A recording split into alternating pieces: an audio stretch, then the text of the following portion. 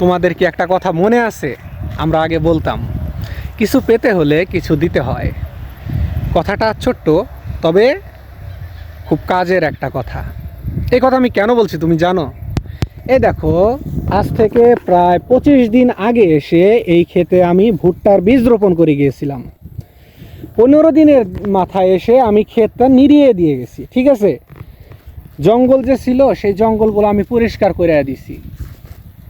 তারপরে 20 দিনের মাথায় এসে আমি এই ক্ষেতে পানি দিয়ে গেছি। পানি দেওয়ার পর আজকে 30 দিনের মাথায় খেতে এসে দেখি ক্ষেতের এখন এত সুন্দর অবস্থা, এত সুন্দর দেখাচ্ছে।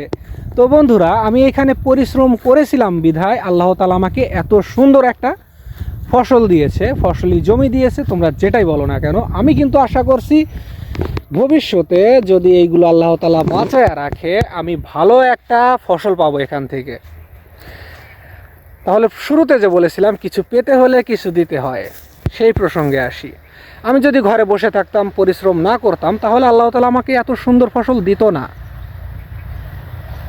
তোমরা আমার কথার মানে বুঝতে পারলে? পরিশ্রম করলে আমরা কিছু একটা পাবো, যদি পরিশ্রম না করি কিছুই পাবো না। তো সকলেই চেষ্টা করব পরিশ্রম করার। আমরা যদি পরিশ্রম করতে পারি তাহলে অবশ্যই আমরা সফল হব। চায়নাতে একটা কথা কি বলে জানো? যে জাতি যত বেশি সংগ্রাম করবে সে তত বেশি উন্নত। যে ব্যক্তি বা যে জাতি যত বেশি সংগ্রাম করবে সে তত বেশি উন্নত। আমরা পরিশ্রম করার চেষ্টা করব, পরিশ্রম করলেই জীবন সুন্দর, আমরা সফল হতে পারবো। তো বন্ধুরা, ভালো থাকবে। আল্লাহ হাফেজ।